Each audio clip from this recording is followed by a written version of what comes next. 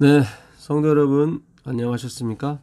네, 오늘 성서 해석학 성경 연구 방법 12번째 시간 갖도록 하겠습니다. 난의 구절을 다루는 법.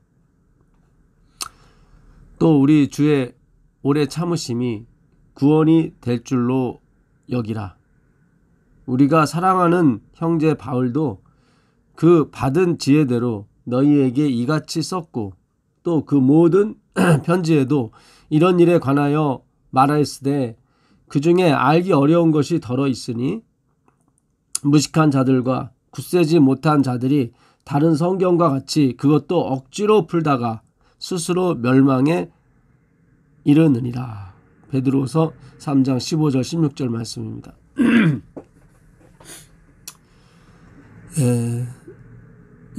어떻게 하면 성경 연구를 하나님의 뜻대로 할 수 있을까? 어떻게 하면 성경에 담긴 하나님의 뜻을 우리가 100%는 아니래도 제대로 그 방향성을 잡고 이해할 수 있을까? 깨달을 수 있을까? 이 성서 해석학이라고 헤르메뉴틱스라고 전에 말씀드렸었죠.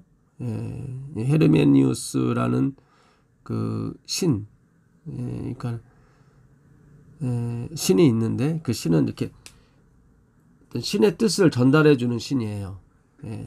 거기서 나온 것이 성서 해석학입니다. 그래서 그 신의 뜻, 하나님의 뜻을 온전히 깨닫는 것이 바로 성서 해석학입니다. 그러니까 성경을 연구한다는 것은 하나님의 뜻이 무엇인지 확실히 깨닫는 거예요. 그게 성서 해석학의 주제예요. 성경 연구 방법의 핵심인 것입니다. 성경의 주제는 그리스도죠. 그 세 분의 하나님이 계시거든요. 성부, 성자, 성령. 그 중에 우리가 볼 수 있는 분은 성자이신 그리스도밖에 없습니다. 그러니까 하나님이 똑같은 하나님인데 three bodies, one substance라고 그랬죠. 몸은 세 개인데 본질이 하나예요.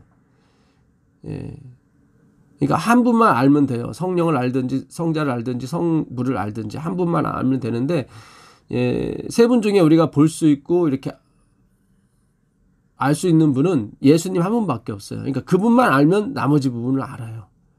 그래서 성경은 예수님에 대해서 쓰여진 책입니다. 이 주제를 확실히 정하게 되면은 우리가 방향성은 일단 잡을 수가 있습니다. 역대상 29장 17절에 나의 하나님이여 주께서 마음을 감찰하시고 정직을 기뻐하시는 줄을 내가 아나이다. 이 성경을 제대로 알기 위해서는 정직해야 됩니다. 모르는 건 모른다고 우리가 생각을 하셔야 돼요. 이번 주 교과의 저자분이 이 난해절을 풀어주는 쪽이 아니라 이 난해절을 대하는 태도, 그에 대해서 이렇게 주로 기술을 하셨어요. 그 화요일날 보시면 진리란 그들이 만드는 어떤 것이 아니라 그들이 만나야 할 어떤 것이라는 사실을 깨닫는다. 진리는 우리가 만드는 것이 아니라는 거죠. 우리가 뭐 연구하고 이래서 막 이렇게 개발하고 이러는 것이 아닙니다. 만나는 것이에요. 그러니까 진리가 오지 않으면 만날 수 없는 거죠. 그러니까 헤르메뉴틱스 그 안에 은혜가 다 들어가 있어요. 전달자니까. 이 헤르메니우스는 전달자니까. 본질이 아닌 거죠. 그러니까 우리가 뭐 연구를 해서 안다, 이것도 그냥 은혜인 거예요. 제가 이 교과를 녹음하기 전에 몇 시간 동안 이거에 대해서 고민하고 연구하고 그리고 녹음을 합니다. 사실은 다 읽을 거 다 배열을 하고 그 뭐 서너 시간이 굉장히 저한테는 집중돼야 되는 시간이죠. 그러지 않으면 이게 녹음을 쉽게 할 수는 없어요. 물론 그렇게 준비 안 하고 할 수도 있지만 근데 이렇게 제가 준비하는 모든 과정이 은혜라는 거죠.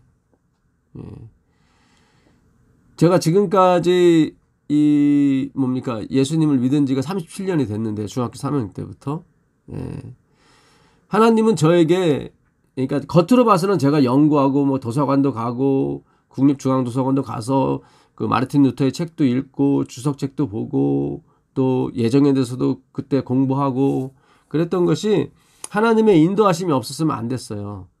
그리고 하나님께서 호기심이라는 어떤 욕구, 알고 싶다는 욕망, 그런 것을 막 불어넣어줬기 때문에 제가 했던 것입니다. 너희 안에서 행하시는 이는 하나님이시니 자기의 기쁘신 뜻을 위하여 우리에게 소원을 두고 행하게 하신다고 그랬거든요. 그래서 어떻게 하면 우리가 성경을 제대로 연구할 수 있을까? 답은 하나입니다. 주님의 은혜입니다. 주님의 선택하신 자들에 의해서 하나님이 기뻐하시는 뜻을 가르쳐 주시는 겁니다. 그리고 혼자 이렇게 계시를 받고 이제 그런 시대는 갔어요. 이제는 성경이 주어졌기 때문에 옛날에 성경이 없던 시대에는 뭐 계시도 필요하고 그랬지만 이제 그런 게 필요가 없어요. 이미 주어졌어요. 특별 계시라는 것이. 그러니까 성경을 어떻게 연구하느냐, 계시를 주어질지라도 그것을 어떻게 해석하느냐, 그거에 어떤 계시는 주어질지언정 특별한 계시는 성경 자체 그거밖에 없는 것입니다. 하나님을 알 수 있는 방법은요. 그래서 그 성경 해석은 곧 하나님을 알아가는 것이고 하나님을 알아가는 것은 예수님을 알아가는 것입니다. 이런 사람이 그러니까 진리는 만드는 것이 아니라 만나는 것이라는 사실을 깨닫는 사람이 알게 되는 최고의 깨달음은 아마도 그들이 진리에 대한 아는 바가 거의 없다는 사실일 것입니다. 그러니까 진리는 맞아요. 이게 진리는 만들어내는 것이 아니라 만나는 것이다. 그걸 알게 되는 사람은 나는 아무것도 모르는 사람이구나. 그걸 알게 된다는 거죠. 그 말씀이 맞아요. 우리가 그 고린도서 13장에 보게 되면 9절에 우리가 부분적으로 알고 부분적으로 예언하니 온전한 것이 올 때에는 부분적으로 하던 것이 패하리라. 내가 어렸을 때에는 말하는 것이 어린아이와 같고 이게 네피오스는 말 못하는 아이라고 그랬죠. 그러니까 돌 전후한 아이. 우리가 지금 말하는 것이 알고 있는 공부하는 것이 다 어린아이 네피오스와 같고 깨닫는 것이 어린아이와 같고 생각하는 것이 어린아이와 같다가 장성한 사람이 되어서는 어린아이 일을 버렸노라. 아예 생각도 안 나죠 사실은. 그땐 생각이 없죠. 지금 우리가 공부하는 것이 그래요. 부분적으로 다 아는 거예요. 율법도 그것 중에 하나예요. 하나님을 온전히 알려줄 수가 없어요. 율법은 부분적인 거예요. 그래서 온전한 것이 올 때는 다 패하게 되는 것입니다.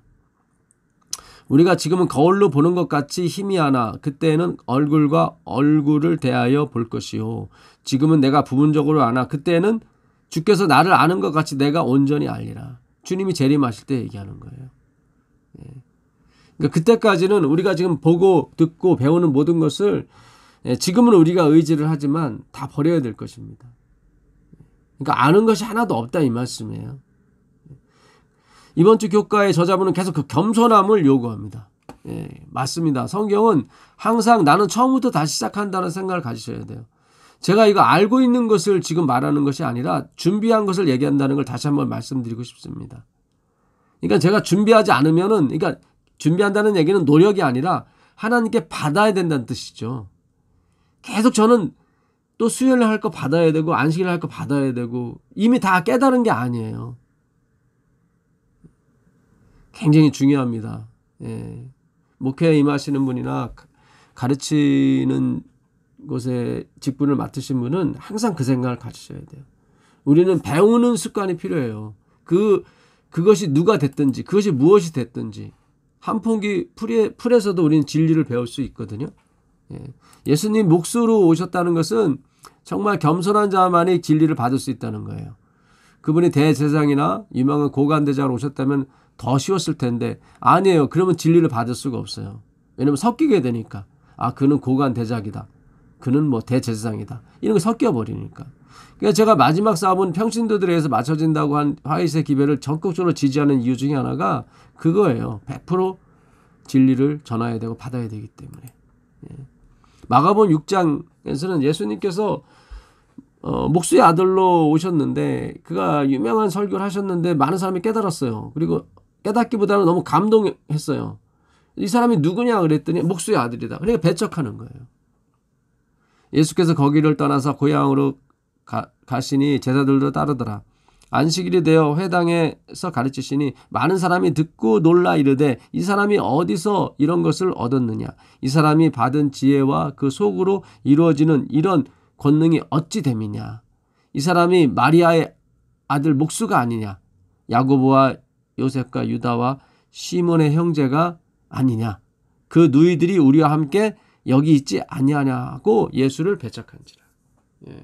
이렇게 말씀을 듣고 놀라워했는데 결국 주님을 받지 못한 것은 그들이 겸손하지 않았기 때문에 그렇습니다. 마지막도 마찬가지입니다. 멸망으로 가시는 분들은 어쩔 수가 없어요. 이 복음이 주어졌는데도 겸손하지 못함으로. 뭐 전도사가 뭘 알겠어? 뭐 이런 거 있죠. 교수가 더 잘 알지. 그런 거 아니라니까요. 니고데모가 학교도 안 나온 예수님을 랍비라고 칭했을 때는 엄청 겸손한 건데 그런데도 안 되잖아요. 그런데도 안 되잖아요. 참. 그러니까는 화이트분이 그러잖아요. 왜 이렇게 구원받은 사람이 적습니까? 정말 적습니다. 겸손한 탐구 습관은 모든 지적인 성장의 기초이다. 왜냐하면 그것이 솔직함을 낳고 솔직함은 자연스럽게 배우려는 정신을 기르기 때문이다. 정말 저는 이 저자분이 겸손하다면 분명히 저는 성령께서 그 놀라우신 그 하나님의 예정에 대해서 가르쳐 주지 않으셨을까 생각이 드는데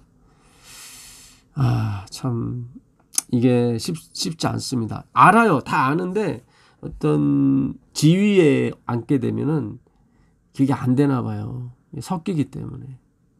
그러니까 저도 정식 목회로 안 간 게 정말 큰 다행이었던 것 같습니다. 정말. 그리고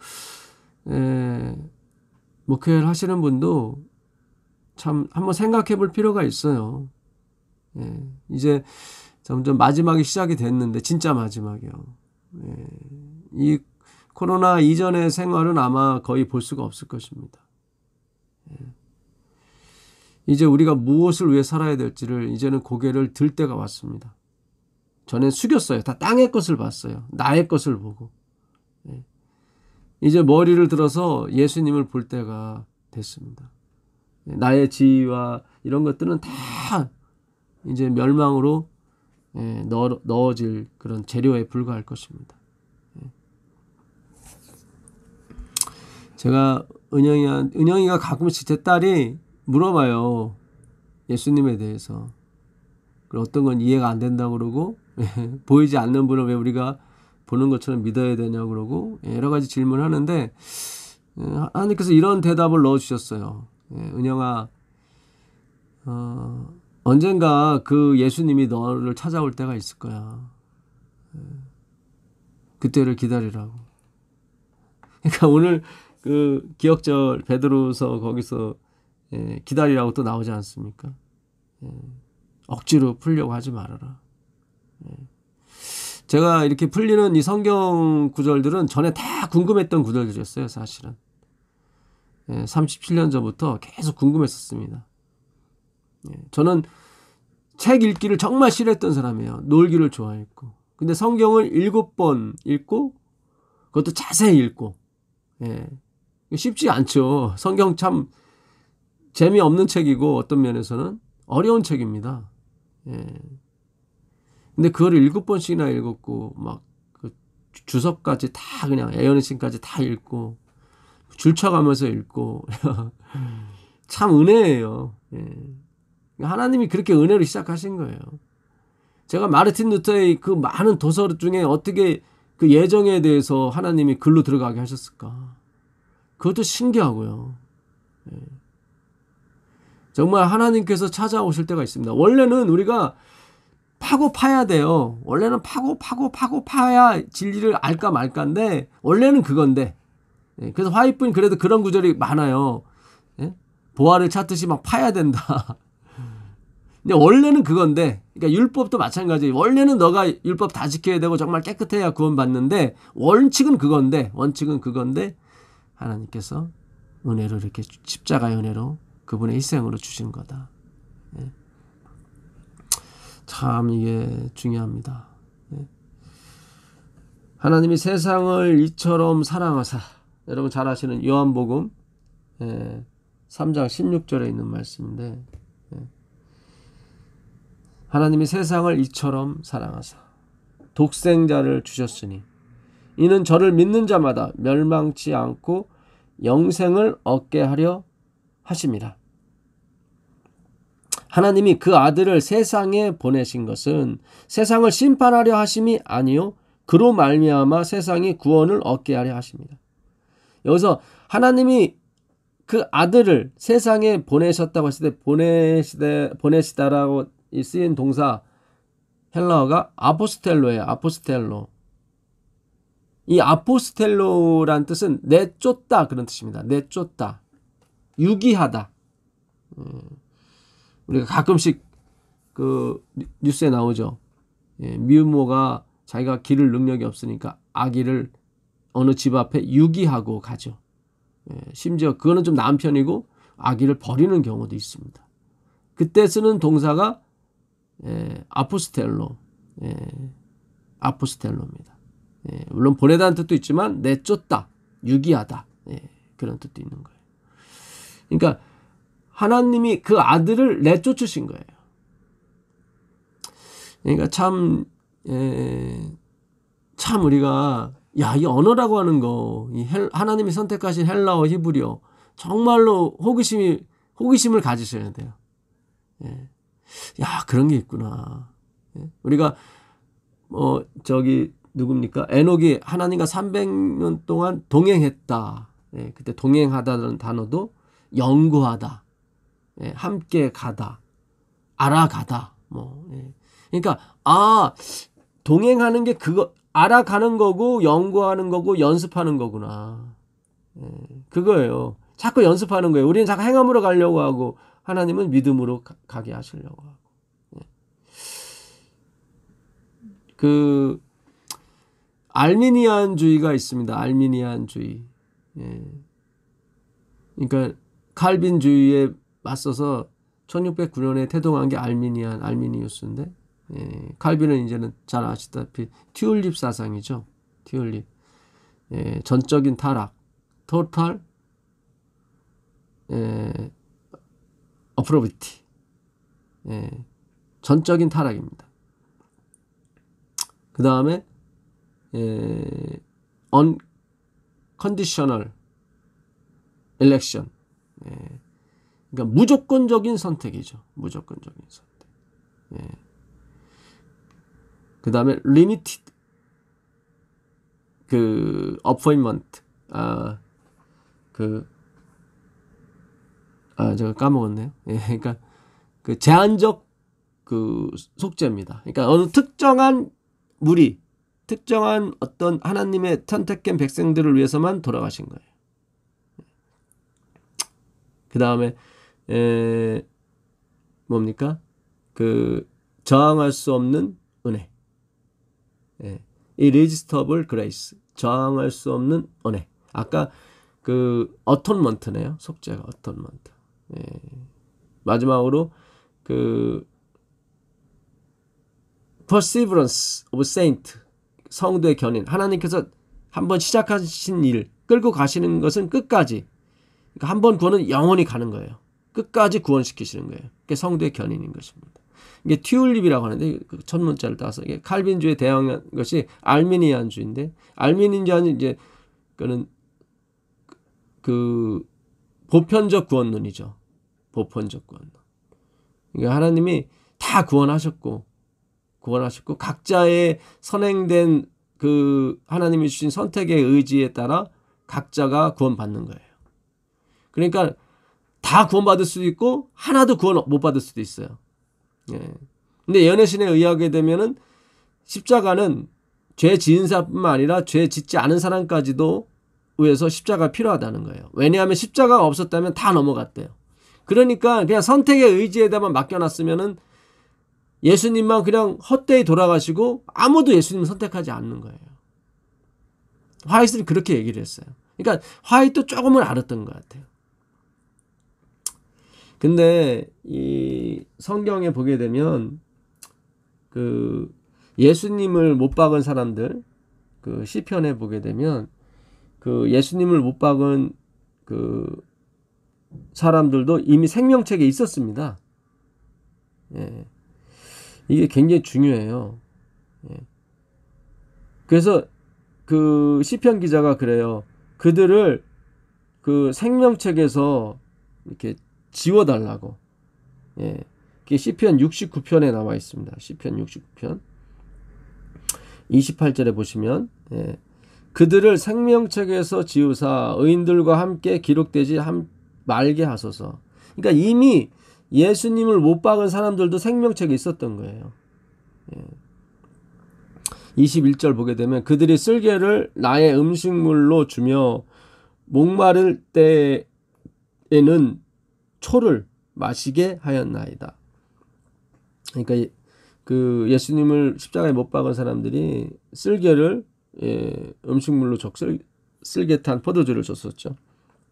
그리고 목마를 때 그 포도초, 포도초는 포도주가 아주 오래되면 더 이제는 숙성하게 되면은 이렇게 초가 된다고 그래요. 초.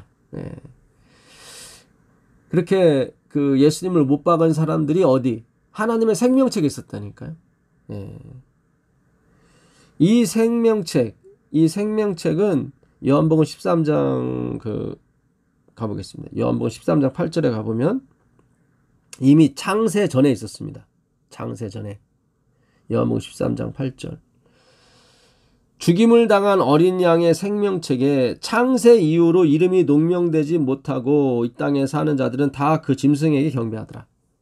그러니까 누가 짐승에게 사탄에게 경배하냐면 죽임을 당한 어린 양의 생명책에 창세 이후로 이름이 기록되지 못한, 그러니까 생명책에 창세 이후로 이름이 기록되지 못한 자들, 그러니까 세상을 열고 나서 그 생명책이 있었는데 죽임을 당한 어린 양의 생명책이 있어. 그 생명책에 창세 이후로 기록되기 시작했다 이 말이죠. 그 얘기는 뭐냐면 무슨 뜻이냐면 이 생명책이 창세 전에 이미 존재했다는 거죠.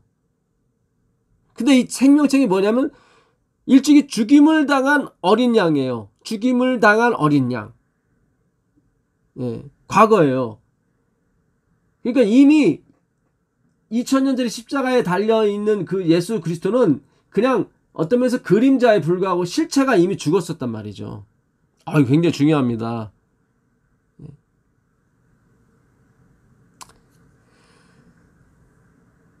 하나님께서 다 구원하신 게 맞아요. 그러니까 씨 뿌리는 자의 비유를 잘 들으세요. 씨 뿌리는 자의 비유 마태복음 13장에 가보시면 제가 이제 좀 정리해드리면 그렇습니다. 그러니까 이미 그 예수님의 그 속죄는 모든 이 보편적이고도 광범위하게 다 이루어졌습니다. 이루어졌는데 받는 사람만 받아요. 굉장히 중요해요. 다 하나님이 어떻게 해요? 생명책에 기록을 한다고요. 사람이 태어나면 호적에 다 올라가는 것처럼. 요한계시록에도 그런 말씀이 있잖아요. 네. 네가 끝까지 이 인내의 말씀을 지켰은즉 내가 내 이름을 흐리지 않겠다고 나오잖아요. 이미 기록이 됐다니까요. 흐리지 않겠다고 하는 얘기는 흐린 사람도 있다는 얘기죠. 네. 그게 무슨 뜻이냐면 하나님이 구원을 사탄에게도 다 줬어요. 다 줬는데 누구만 하나님께로부터 나온 진짜 하나님의 자녀들만 받는다 이 말이에요. 그래야 마귀가 받으면 안 돼요. 그러면 마귀가 그 구원을 받게 되면 보십시오. 우리는 하나님 없이도, 그러니까 마귀라는 뜻은 하나님 없이 쓰는 사람들이거든요. 보십시오. 우리가 하나님 없이도 회개했고 구원을 받았습니다. 예수님이 틀렸습니다. 하나님 틀렸습니다. 이렇게 나올 수 있거든요. 그러니까 철저하게 어떻게 마귀 자녀들은 구원을 받으면 안 돼요. 받을 수도 없고, 왜냐하면 이 구원이라고 하는 것은 절대적 의존적 존재라는 걸 인정하는 건데 마귀는 인정을 안 하거든요. 하나님은 아담과 하와를 절대적 의존적 존재로 만드셨다고. 돕는 배필이 필요한. 예. 그 마태복음 13장 3절부터 보시면 이제는 씨 뿌리는 자의 비유를 들으라고 그래요. 그러면서 길가에 뿌리었어요. 그 다음에 돌밭에, 그 다음에 가시떨기에 뿌렸었어요. 그 다음에 좋은 밭에 뿌렸어요. 그러면서 씨 뿌리는 자의 비유를 들으라. 귀 있는 자는 들으라 그래요. 이거 다 아는 얘기인데 뭐. 이스라엘의 농사법은 바람에 흩날리는 농사법입니다. 씨를 먼저 뿌린 다음에 밭을 뒤엎어요. 그러니까 그 바람에 휘날리기 때문에 이 씨가 길가에도 갈 수도 있고 돌짝에도 갈 수 있고 어디에요? 가시떨게도 떨어질 수 있어요. 근데 씨 뿌리는 사람이 목적하는 것은 뭐예요? 어느 특정한 장소라고요. 그 좋은 밭이죠. 거길 목표로 던지는데 이게 어떻게 다른 데로 이렇게 퍼져나갈 수가 있거든요. 그래도 괜찮아요. 거기서 나도 상관없어요. 예. 그걸 다시 거두진 않아요. 잘 생각하세요, 여러분. 농사 짓는 생각을 다시 한번 해보세요. 여러분 씨를 뿌리는 사람인데 씨를 뿌리다가 그 씨가 길가에도 떨어졌고 가시떨게도 떨어지고 돌짝에 떨어졌어요. 그걸 다 주우러 가진 않잖아요. 그냥 놔둔다고요. 나면 좋고 안 놔도 어쩔 수 없고. 왜냐하면 씨 뿌리는 자는 원래 목적이 좋은 땅이었으니까. 그 십자가의 은혜가 정말 광범위한 전 우주적인 은혜예요. 이거는 모든 사람이 구원을 받고도 넉넉한 게 십자가의 예수님의 하나님의 죽음이라고요. 왜냐면 창조주니까. 그분은 에너지 자체니까. 영원히 끊이지 않는 그 소금이 나오는 맷돌과 같다 이 말이에요. 그런데 마귀 자녀는 결단코 받지 않습니다. 시편 58편 3절에 악인은 이미 태어날 때부터 날 때부터 악인이라고 나오거든요. 예수께서 비유로 여러 가지를 그들에게 말씀하여 이르시되 씨를 뿌리는 자가 뿌리러 나가서 뿌릴새 더러는 길가에 떨어짐에 새들이 와서 먹어버렸고 더러는 흙이 얕은 돌밭에 떨어짐에 흙이 깊지 아니하므로 곧 싹이 나오나 해가 돋은 위에 타서 뿌리가 없으므로 말랐고 더러는 가시떨기 위에 떨어짐에 가시가 자라서 기운을 막았고 더러는 좋은 땅에 떨어짐에 어떤 것은 100배, 어떤 것은 60배, 어떤 것은 30배의 결실을 하였느니라. 귀 있는 자는 들으라 하시니라. 아니 이건 다 아는 건데 이거는. 근데 귀가 있어야 들을 수 있다는 거예요. 이거는 뭐예요? 하나님의 예정과 작정을 얘기하는 거예요. 씨 뿌린 자는 누굽니까? 인자입니다. 그래서 그 칼빈리즘의 그 튤립 사상이 맞는 거예요. 맞는데 너무 제한적 구속에 치우치게 되면은 하나님의 그 십자가의 그 능력과 어떤 그 범위가 축소되는 가능성이 있어요. 그래서 시편 69편 28절에 그들을 십자가에 못 박는 자들을 생명책에서 지워달라고 하는 것은 이미 생명책에 존재하는 거예요. 그래서 모세가 그러잖아요. 나를 지우시고 나를 생명책에서 지우시고 그들을 살려두라고. 예외 없이 다 얘기해요. 그 300만 명이 다 생명책에 있다는 거예요. 모세는 그걸 알았던 거예요. 근데 받질 않는다는 거예요. 마귀는 절대 받질 않아요. 이 은혜를 받지. 왜냐면 이 기별 언약 자체가 예수님의 죽음을 인정해야 되는 건데 그들은 인정 안 한다 이 말이에요. 스스로의 구원과 스스로의 능력은 인정해도 그리스도의 은혜는 절대로 인정 안 한다 이 말이죠. 제자들이 예수께 나와 이르되 어찌하여 그들에게 비유로 말씀하시니까 대답하여 이르시되 천국의 비밀을 아는 것이 너희에게는 허락되었으나 그들에게는 아니 되었느니라. 그렇죠. 이미 씨는 받았어요. 구원은 받았지만 그들이 받아들이지 않는다니까요. 이게 하나님의 작정이고 예정인 것입니다. 그래서 가룟 유다에게도 예언신을 보게 되면 예수님께서 여러 번 찾아가셔서 회개를 요구하셨죠. 근데 그가 받아들이질 않았습니다. 그는 하나님의 마음이에요. 그는 우리가 북쪽에서 우리의 마음을 안 받아줄지라도 우리는 북쪽이 늘 회개하기를 바라잖아요. 그게 바로 그 대한민국 사람의 마음이죠. 다 대부분의 마음. 우리는 알아야 그들이 회개하지 않을 것을. 그러니까 이 하나님의 예정에 관해서는 참 더 연구가 필요하고, 그러나 방향만큼 확실합니다. 그분의 주권이에요. 예. 그 로마서 9장 21절 한번 가보겠습니다. 로마서 9장 21절.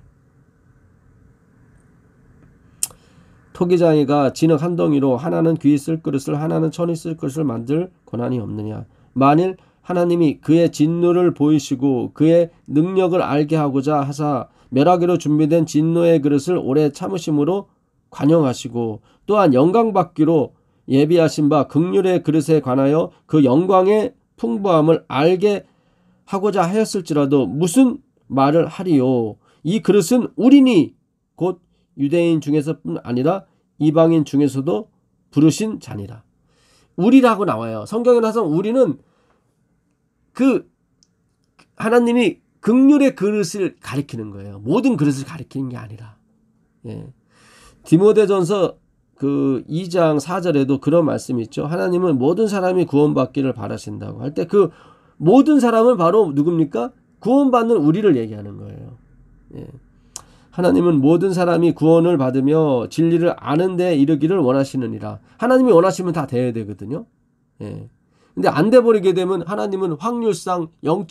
몇 프로밖에 안 되는 확률. 그러니까 70억인 것 중에 8명을 구원시켰어요. 이거는 뭐 0.00000%인 거죠. 굉장히 능력이 없는 하나님이죠. 근데 예수님은 그랬거든요. 아버지께서 내게 주신 자 중에 내가 하나도 잃어버리지 않았다고. 100%거든요. 그러니까 모든 사람이라고 하는 것은 구원받는 모든 사람을 얘기하는 거예요. 그게 1절부터 나와요. 그러므로 내가 첫째로 권하노니 모든 사람을 위하여 간구와 기도와 도고와 감사를 하되 임금들과, 그러니까 모든 사람을 위하여 기도와 간구를 하래요. 예. 근데 그 모든 사람이 누구냐면 임금들과 높은 지위에 있는 모든 사람을 위하여 하라. 여기 나오잖아요. 그 모든 사람이 누구예요? 임금들과 높은 지위에 있는 모든 사람을 위하여 하라. 여기서 말하는 모든 사람은 높고 있는 정치인들, 그런 사람, 통치하는 통치자들, 그런 사람 얘기하는 거죠. 이는 우리가, 여기서 우리가가 누구예요? 구원받은 우리가 모든 경건과 단장함으로 고요하고 평안한 생활을 하려 함이라. 그렇죠. 하나님은 모든 사람을 위해서 기도하래요. 왜냐하면 구원받는 그 모든 우리가 어떻게 평온한 가운데 구원받게 하려고 하나님께서. 예. 이것이 우리 구주 하나님 앞에 선하고 받으실 만한 것이니 하나님은 모든 사람이 구원을 받으며 진리를 아는 데 이르기를 원하시느니라. 여기서 말하는 모든 사람, 구원받는 우리 얘기하는 거예요. 우리가 평온한 가운데. 그러니까는 바울은 그런 얘기 하는 거예요. 모든 사람이 평온하기를 바라라. 그래야 너희가 평온하다. 평온한 가운데 구원받을 수 있다. 하나님은 너희가 구원받은 모든 무리가 평온한 가운데 구원받기를 원하신다. 진리를 아는데 가기를 원한다. 그래서 이 디모데서 2장 4절이 보편적 구원론을 주장하시는 분 중에 많이 쓰이는데, 이거는 구원받는 모든 무리를 얘기하는 것입니다. 내가 십자가에서 들리면 모든 사람을 내게로 이끌고 했을 때도 그 모든 사람이 누구예요? 그 하나님께로 난 사람들, 그 사람을 이끄는 거죠. 그래서 이 창세 이전에 이미 하나님은 죽임을 당하셨어요. 그 베드로전서 1장 20절에도 같은 표현이 말씀이 있습니다. 그는 창세 전부터 미리 알림 바 되신 이나, 그는 창세 전부터 미리 알리신 바 된 이나 이 말세에 너희를 위하여 나타나신 바 되었으니. 그렇죠. 이미 창세 전에 그분은 죽임을 당한 거예요. 이게 전에 말씀드린 대로 표준세 번역으로 보면 확실히 나와 있습니다. 이 그리스도께서는 세상이 창조되기 전에 예정되고 이 마지막 때 여러분을 위하여 나타나셨습니다. 공동번역 한번 더 읽어볼까요? 하나님께서는 천지를 창조하시기도 전에 그리스도를 구세주로 미리 정하셨고, 여기 나오죠. 천지를 창조하기 전에 미리 구세주로 정하셨고 이 마지막 때 여러분을 위해서 그분을 세상에 나타나게 하셨습니다.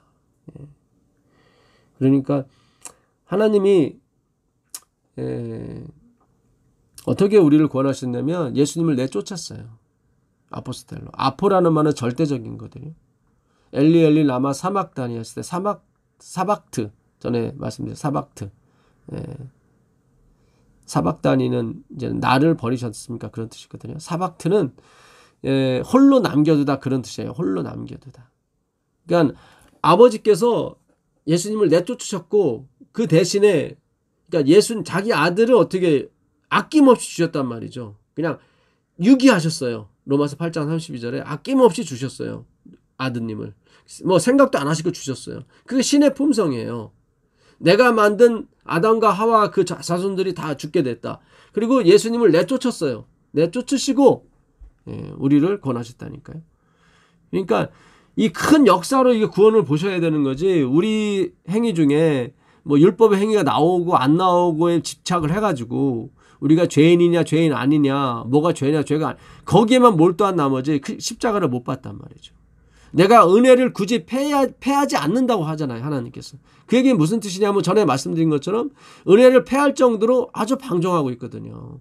뭔가 안 보여요. 12제자들이 예수님 올라가실 때까지도 이 땅에 독립이 언제까지입니까? 이런 생각이나 했었고 그렇게 40일 동안 자신에 대해서 예수님에 대해서 가르쳐줬건만 그들은 변하지 않아요. 그 방종을 어떻게 잡냐면 예수님이 그리스도의 영 오직 예수님을 믿는 사람들에게 뭘 보내주세요? 예수님의 영 그리스도를 다시 보내주신다고요. 그래서 영원한 목자가 되시는 거예요. 이게 사람을 만든 목적이에요. 절대적 의존적 존재로 만드셨는데 어떻게 만드셨냐면 아포스텔로 절대적으로 버리셨어요. 왜 나만 홀로 남겨놓으셨습니까? 그게 엘리 엘리 라마 사막단이에요. 그러니까 아버지의 사랑을 그 단어에서 우리가 조금 알 수 있는 것입니다. 근데 그 대상이 누구냐면 의인이 아니라 우리가 아직 죄인 되었을 때 로마서 그 5장 8절에 있지 않습니까? 우리가 아직 죄인 되었을 때 자기 아들을 우리 대신 주심으로 말미암아 아버지의 사랑을 확증하셨다고 나옵니다. 로마서 5장 8절. 5장 10절에는 원수 되었을 때가 또 나오죠. 우리가 아직 죄인 되었을 때 그리스도께서 우리를 위하여 죽으심으로 하나님께서 우리에 대한 자기의 사랑을 확증하셨느니라. 그러니까 우리가 의인 되었을 때가 아니라니까요. 심지어 우리가 원수 되었을 때 그의 아들의 죽으심으로 말미암아 하나님과 화목되게 하셨은즉 이제 괜찮다. 그냥 와라. 구원이다. 내 아들이 죽었기 때문에. 니들이 뭐 율법의 행위가 나오든 안 나오든 상관이 없다 이 말이죠. 우리가 이 갈라디아서 2장 17절 가지고 벌써 3주째 공부를 하는데요. 우리가 의로움을 얻으려고 예수 안에서 의롭게 되려고 갔는데 죄만 드러났다 이 말이죠. 그게 맞는 거예요. 그래야 오직 예수. 그러니까 성경이 말한 의는 내가 아니라 예수라 이 말이죠. 그래서 예수님의 뼈가 꺾이지 않는 거예요. 예수님의 뼈가. 다른 사람의 뼈는 다 꺾이고. 왜냐하면 시편에 하나님의 그 의인의 뼈는 꺾이지 않는다고 그랬거든. 그래서 두 편 강도가 우리지 않습니까? 우리는 다 꺾이고 예수님이 홀로 안 꺾이게. 그분만 의인이라는 거예요. 그분만. 그게 의예요. 예수가 의예요. 우리가 아니라.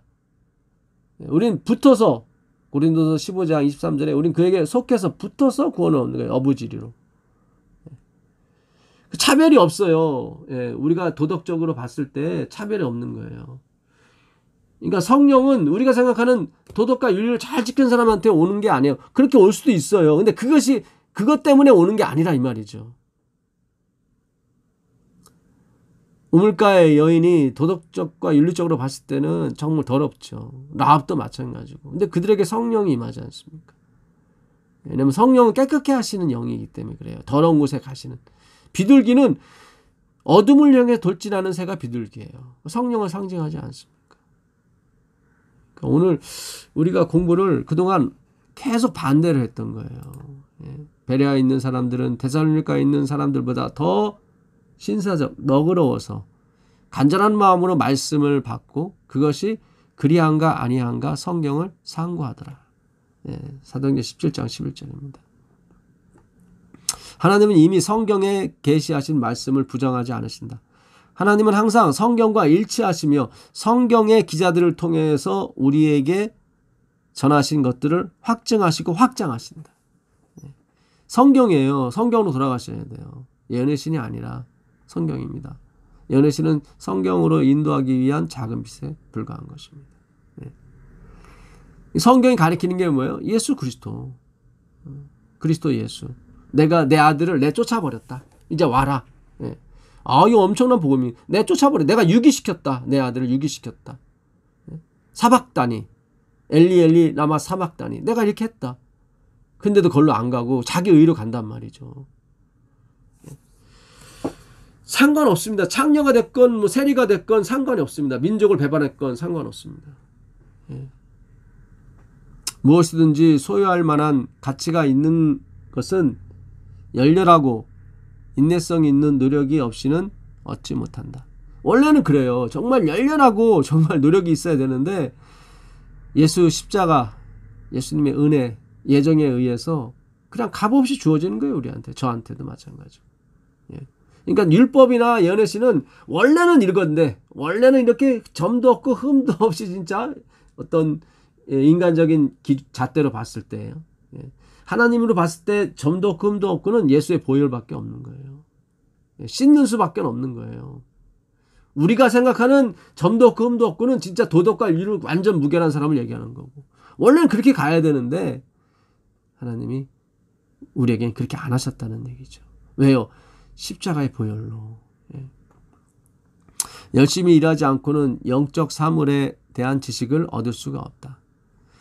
저는 사실 그렇습니다. 저는 목사가 되기 위해서 제가 뭐 성경 공부한 것도 아니고요. 그냥 궁금했어요. 평신도 있을 때도. 하나님이 그 호기심을 주셨어요. 그리고 하나님이 누구실까? 왜 나한테는 응답을 안 하실까? 분명히 계시는 건 아닌데. 그래서 율법 행위도 열심히 했습니다. 사실은. 그분에 대해서 알고 싶었고, 그분이 사랑이 많다고 들었는데 사랑이 없는 것처럼 느껴졌고, 이렇게 우리는 궁금증이 많아야 돼요. 하나님에 대해서. 긍정을 위한 부정이죠. 부정을 위한 부정이 아니라, 오늘 교과에도 부정을 위한 부정으로 성경을 읽게 되면 못은 투성이다, 그런 얘기를 하는 거죠. 우리가 나타내는 의문, 부정은 긍정을 위한 부정인 것입니다.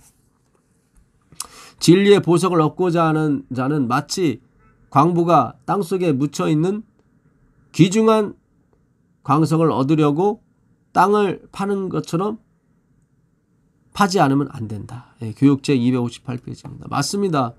원래는 이런데, 원래는 그건데, 하나님께서 이렇게 배움도 없고 게으르고 열심히 읽지도 않고 노력도 안 하는 저에게 복음을 주신 것입니다. 그러니까 너무 감사한 거죠. 그래서 8시간을 앉아있어도 상관이 없는 거예요. 시간이 막 안 흘러가는 것처럼 보이는 거예요.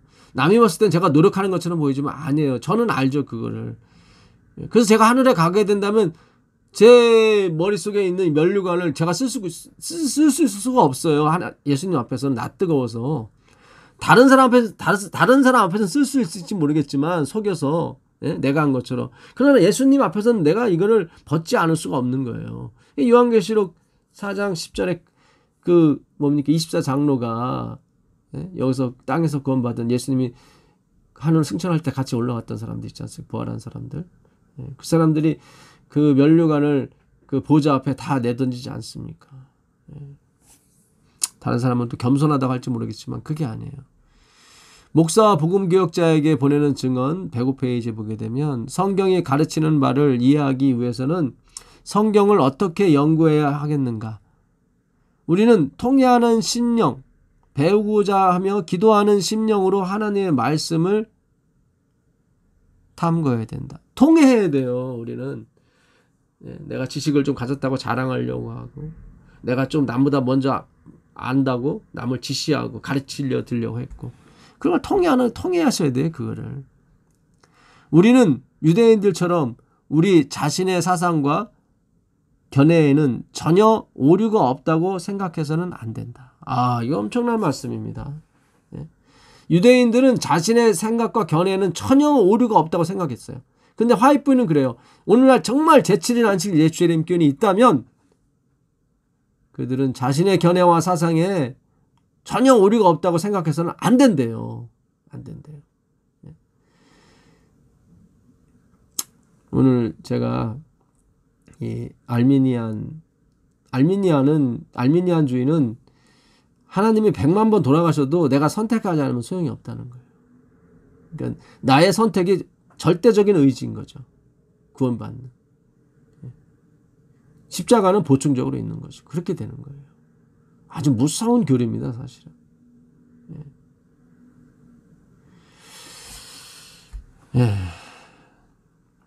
하루속히 그 굴레에서 나오시길 바랍니다. 요한계시록 18장 4절에 내 백성아 거기서 나오라고. 무너졌도다 큰 성 바벨론이라고 그랬잖아요. 우리가 저번 시간 하나님은 다 부순다고 그랬잖아요. 먼저 누구부터 부셔요? 아브라함부터 부시고 다윗을 부시잖아요. 다윗이 원래는 자기를 죽이려고 했던 사울을 살려준 사람이 2번씩이나. 근데 사무엘하 11장 14절에 가니까 다윗이 자기를 지켜주는, 자기를 위해 싸우는 우리아를 죽이라고 그 우리아 손에 편지를 써서 요압 장군한테 보내더라니까요. 그러니까 충성된 우리아는 그것도 모르고 자기를 죽이라는 게 사형선고인지도 모르고 그거를 열심히 갖다 요압 장군한테 줘서 자기를 죽이게 만들었단 말이죠. 그게 예수님의 상이란 말이에요. 성경은 다윗은 우리아의 아내로부터 솔로몬을 얻었다고 나와요. 그러니까 우리아의 아내, 우리아가 낳은 솔로몬인 거죠, 사실은. 굉장히 중요합니다. 그냥 부수는 거예요. 다윗을 부수시잖아요. 그 자존심, 그 자만심, 내가 의롭다는 생각, 그게 마치 네가 했다고 하는 생각들이 자꾸 번져가잖아요, 다윗이. 그러니까 하나님 부수는 거예요. 사울을 죽이지 않았던 것, 너를 죽이려고 하는 사울을 죽이지 않았던 것은 나의 뜻이었고 나의 은혜였던 것이지 너의 의지가 아니었다. 너의 의지는 뭐다? 너를 지켜주는 자도 죽이는 것이, 그 아내를 빼앗고 죽이는 것이 너의 의지다. 이렇게 탈로 시키는 거예요. 그걸 확인시켜준 다음에 다시 부어주시는 거예요. 더 크게, 전에보다 더 크게 부어주시는 거죠. 수고했다고. 수고한 것도 없는데. 그걸 보상이라면 보상인데 사실은 보상이 아니에요. 진짜 부끄러움을 받는 구원일 뿐이죠. 다 부서지는데 마지막으로 뭐가 부서져요? 바벨론이 부서지는 거예요. 무너졌다, 부서졌다 바벨론이요. 거기서 나와라. 그래서 부서진 사람만 나오는 거예요, 거기서.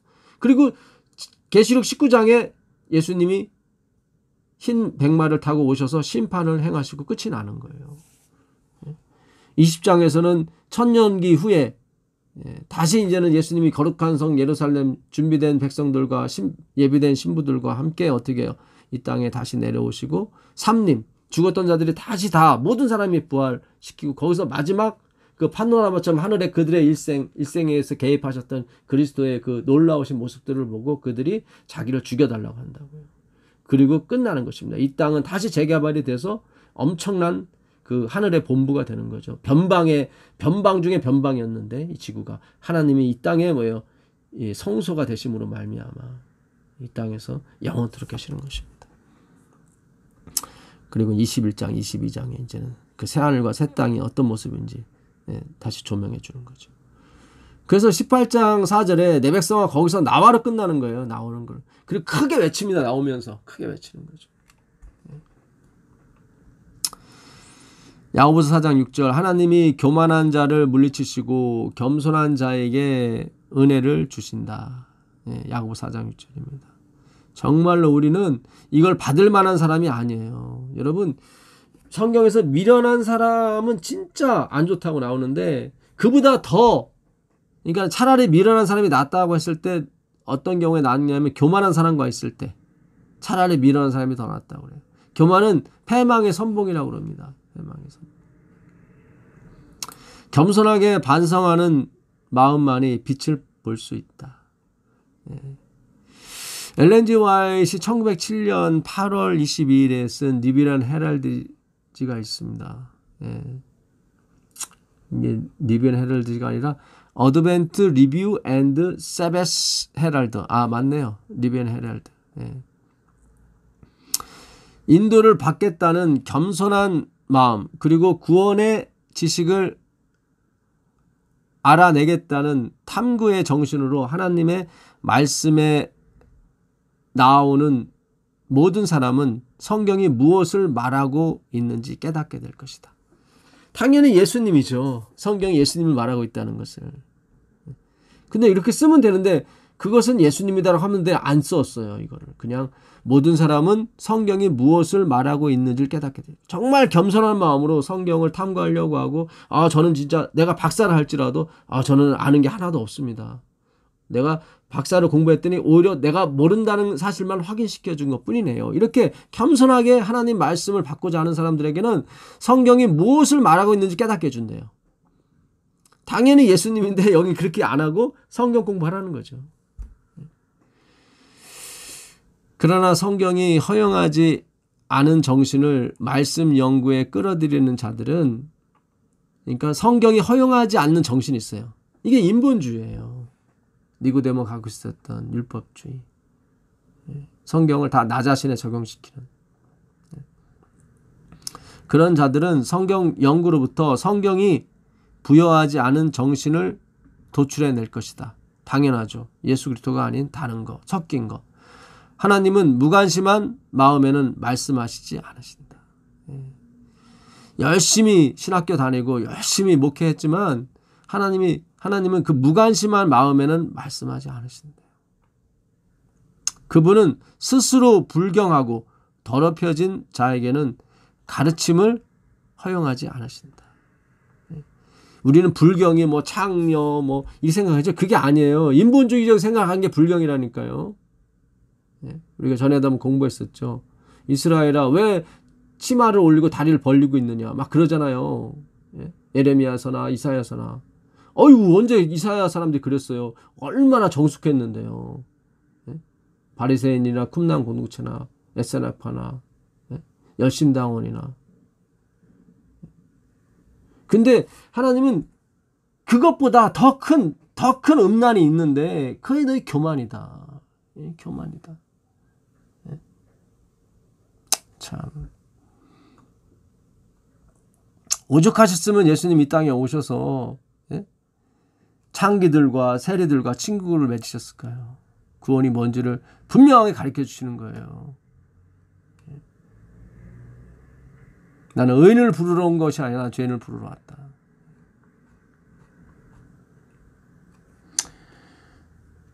그 베드로전서 1장 한번 가보겠습니다. 베드로전서. 그러니까 다 육으로만 공부를 하셔서 그냥 육적인 어떤 음란만 피하면 내가 거룩하다고 늘 생각하는 거예요. 아니 예수님의 족보에 남자만 들어와야 되는데 여자가 들어왔잖아요. 5명씩이나. 근데 어떻습니까? 대부분이 다 뭔가 좀 하자가 많잖아요. 다말은 시아버지와 동침한 사람이고. 근데 하나님이 칭찬하시잖아요. 성경이 뭘 가르치는지 우리가 배우셔야 돼요. 그 다음에 라합, 민족을 배신하고 창기 생활했던 라합, 그를 또 칭찬하시고. 룻은 모압 여인이었고 한번 시집을 갔다 온 여인이었고. 우리아의 아내는 뭐예요? 자기 남편이 아닌 다른 남편과 잠자리를 해가지고 애를 낳는데, 이게 예수를 낳는 거에 끼임으로 말미암아 그들이 칭찬을 받지 않습니까? 여러분, 우리의 어떤 이 표준이 이제 확 바뀌어야 돼요. 오직 예수라니까요.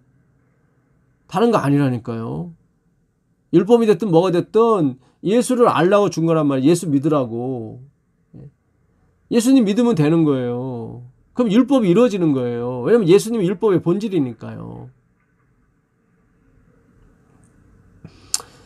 베드로전서 1장 10절. 이 구원에 대하여는 너희에게 이 말 은혜를 예언하던 선지자들이 연구하고 부지런히 살펴서, 이게 율법이면 굳이 부지런히 살필 필요가 뭐 있어요? 지켜버리면 끝나는 거지. 근데 그게 아니라는 거죠.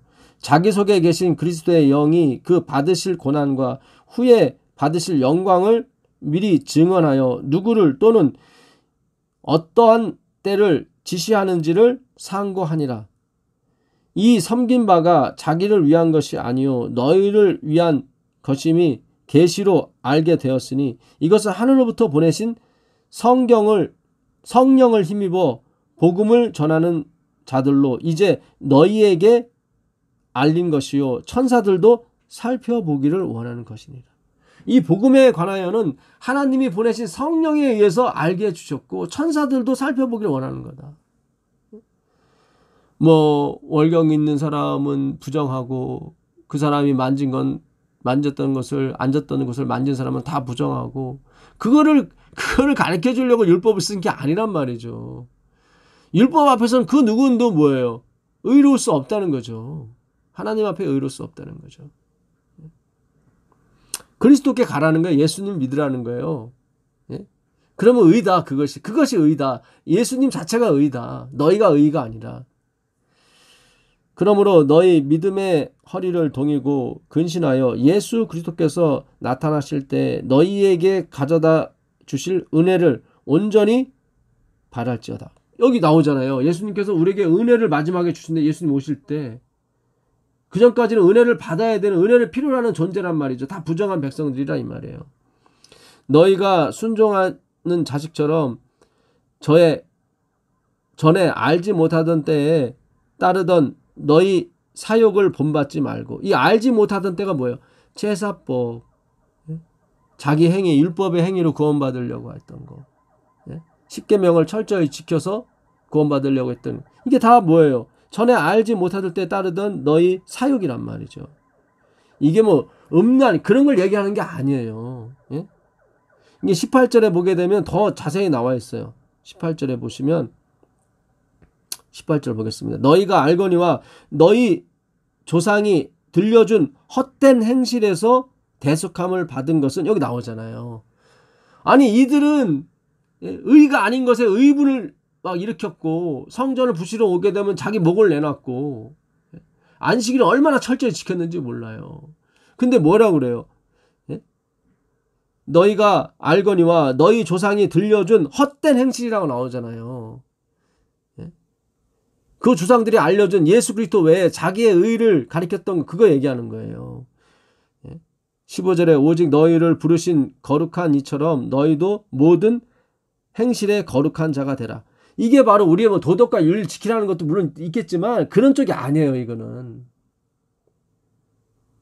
제발 그 율법적인 행실에서 벗어나라 그거예요. 18절에 나오잖아요. 너희 조상이 들려준 그 헛된 행실에서 나오라 그러잖아요. 그 조상들이 뭐 들려줬는데요? 도덕적으로 윤리적으로 완벽하게 살아라 그런 거잖아요. 그걸로 구원 얻는다. 근데 하나님은 역으로 해서 창녀를 막 그냥 뭡니까 족보에 올려놓지 않나 칭찬해 주질 않나 막 이러잖아요. 뭐가 의인지를 하나님이 가르쳐 주시는 거예요. 예수님이 의다. 그 의밖에는 나를 충족시킬 사람이 없다. 그거예요. 하나님께서.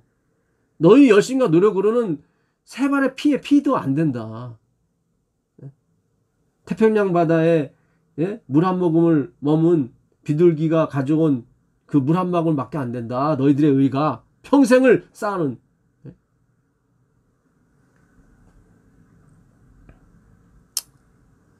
우리는 너무 육적으로 살았어요. 그래갖고 나의 부끄러운 부분을 뭐 누구한테 안 보여주고 나는 뭐 그냥 여자 산부인과만 다녀요. 뭐 그런 식으로 해서 자꾸 의를 쌓으려 했단 말이죠.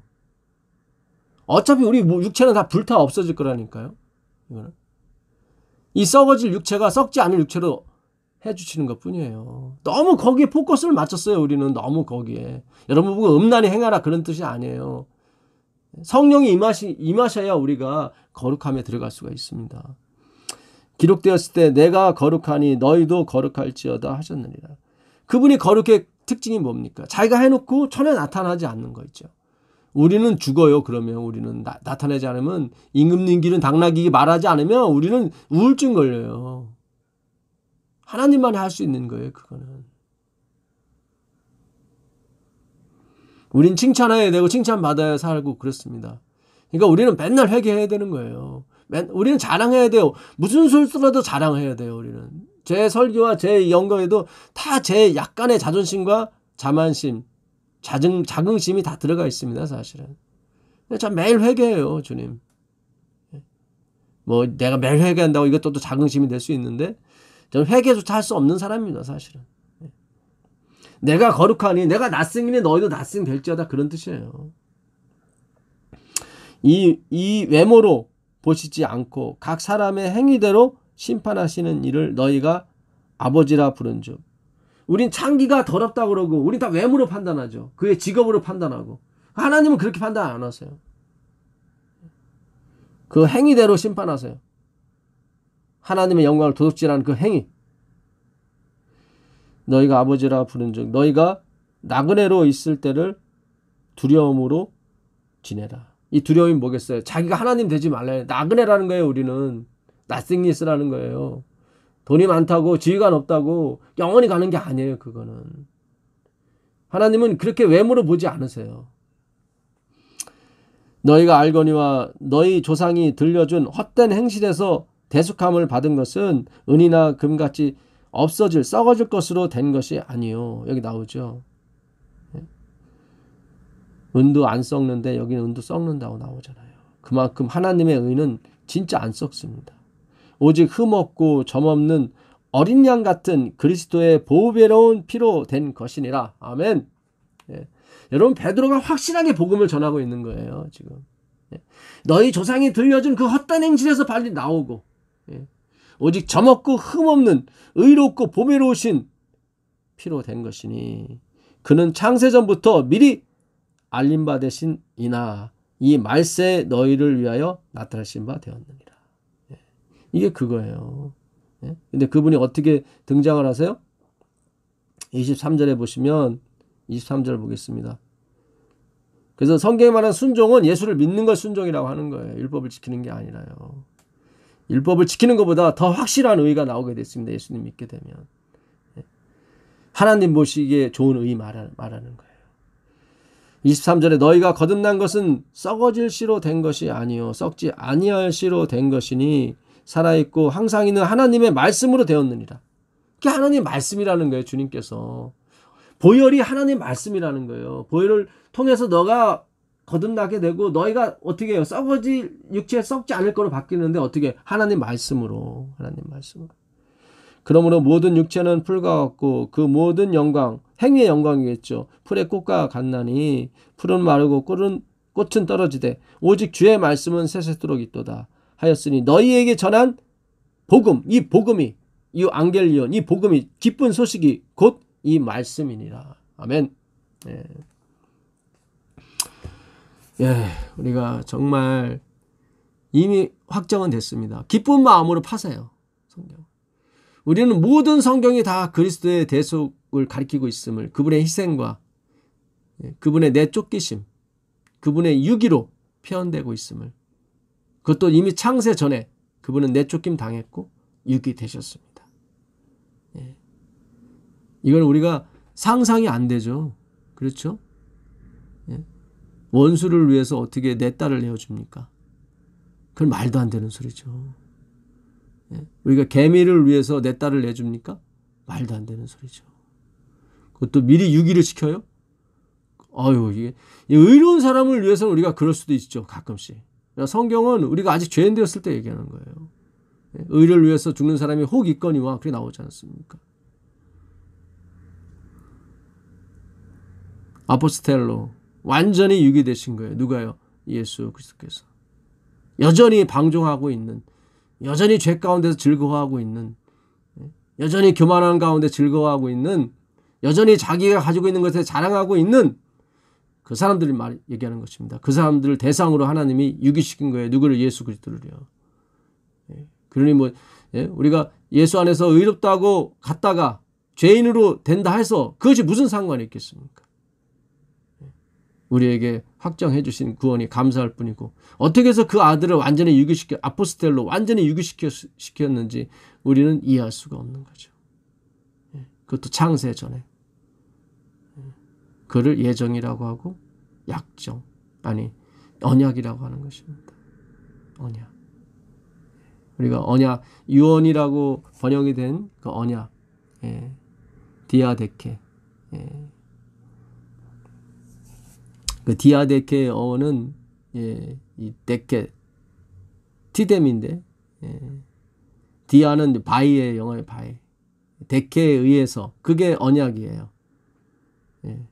언약은 언약한 자가 죽어야 효력이 있다고 우리가 저번에 히브리서 9장 16절에 했는데 그거의 어원이 어디서 나왔냐면 요한복음 10장 11절 거기서 나왔습니다.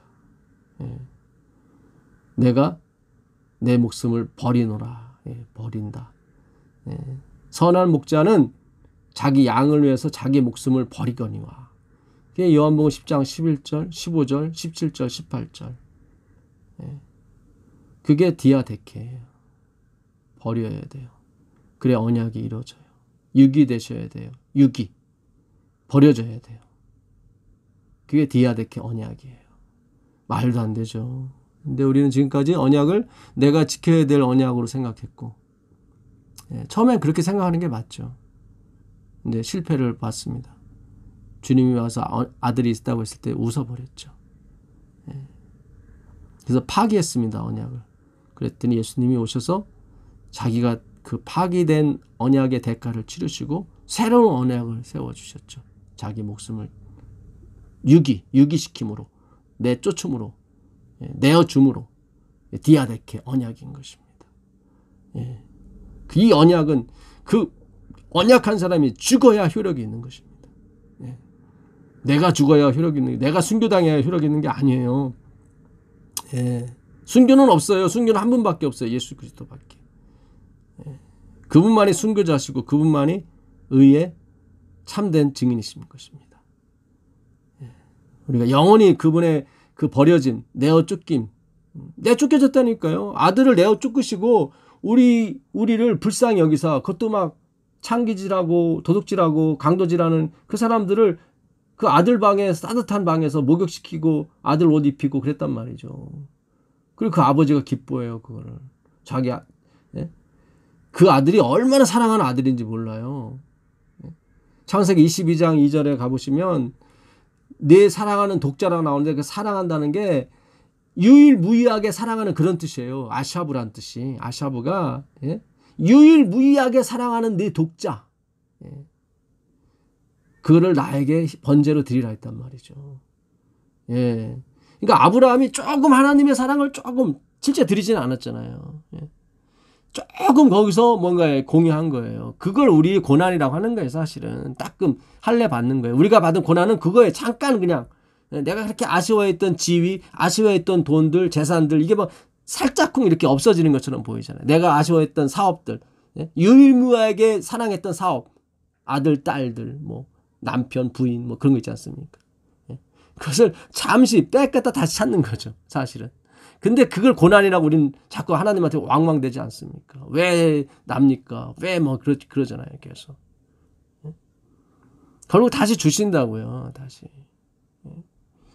율법주의 때 우리가 11조를 많이 냈다면 걱정하지 마세요. 우리가 복음을 아는 이상 하나님이 다시 주신다니까요. 헌금을 내가 왜 이렇게 많이 했을까? 걱정하지 마세요. 다 갚아주신다고요. 복음을 아십시오. 예수님의 내어쫓김을 깨달으십시오. 여러분. 거기에 매달리세요. 하나님은 그걸 고맙다고 얘기하십니다. 그걸 알아주는 걸 고맙다. 내가 너에게 말하노니 정녕 너가 나의 함께 낙원에 있으리라 그러잖아요. 그 강도질만 했던 사람에게. 한번 죽을 때 그냥 살짝 알아줬는데도 불구하고. 근데 여호와께서는 그것이 뭐예요? 가뭄의 단비 같았고 사막의 오아시스 같았다고 얘기하잖아요. 슬픔의 아름다운 멜로디와 같았다고 그러잖아요. 오늘 그런 백성을 찾고 계시는데 다들 그냥 나 잘났다. 당신 잘났어. 서로 영광을 차지하고 말이에요. 하나님께로부터는 그리스도의 영광을 찬양하지 않으려고 하니까. 우리는 회개해야 됩니다. 영원히 회개해야 돼요. 회개조차 할 수 없는 죄인들이에요. 사실은. 유일무이한 내가 가장 사랑하는 아들, 그 아들을 내쫓단 말이죠. 기꺼이 아낌없이 줬단 말이죠. 그 아들을 아끼지 않으시니까 어찌 다른 은사들을 아끼겠느냐. 그렇잖아요. 먼저 예수님을 그의 나라와 그 의를 먼저 찾으시라고요. 여러분에게 영원한 부가 있을 것입니다. 영원한 지혜가 있을 것이고. 우리는 어차피 기복주의로밖에는 이걸 이해할 수밖에 없어요. 그것 또한 회개할 하나의 요소이지만 어쩔 수 없습니다. 예수님이 오실 때 이 썩어질 육체와 마음을 주님께서 썩지 아니할 영원한 의로 체인지 시켜줄 줄 믿습니다. 하늘에 계신 예수님, 바닷물을 먹물 삼는다 할지라도 당신의 은혜와 은혜의 발자취를 다 따라갈 수 없음을 주님 고백하지 아니할 수가 없습니다. 다 알아서도 고백하는 것도 아닌 걸 주님께서 아실 줄 믿습니다. 주여 불쌍히 여겨주시기만을 원하옵고 오늘도 당신께서 우리에게 은혜를 베푸시는 그 동작 하나하나에 우리가 유념하고 집중하고 감사할 수 있도록 허락해 주옵소서. 예수 그리스도의 이름으로 기도합니다. 아멘.